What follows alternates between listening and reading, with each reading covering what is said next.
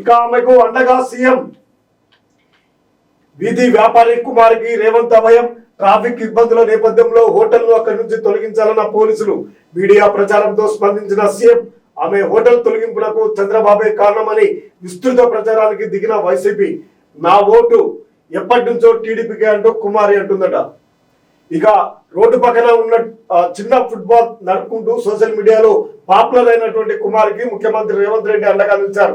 Traffic ఇబ్బందుల పేరుతో ఆమె ఫుడ్ స్టాల్ ను వేరే చోటుకు మార్చాలంటూ పోలీసులు ఆదేశించిన అవసరం లేదని ఉన్న చోటే నడుపుకోవచ్చని సీఎం అభయం ఇచ్చినట్లు ఆయన పిఆర్ఓ అయోధ్యారెడ్డి ట్వీట్ చేశారు. ఆమె ఫుడ్ స్టాల్ ను మార్చాలన్న నిర్ణయాన్ని వెనక్కి తీసుకోవాల్సిందిగా డీజీపీకి municipal administration and urban development అధికారులకు రేవంత్ సూచించారు. ఆయన ట్విట్టర్ వేదికగా తెలిపారు. ప్రజాపాలన అంటే ఔత్సాహిక వ్యాపారులకు వెన్నుదన్నుగా ఉండడమేనని త్వరలోనే సీఎంఓ తెలిపారు. ఇక ఆమెకు వీధి వ్యాపారి అయినటువంటి కుమారికి రేవంత్ అభయం ఇచ్చారు.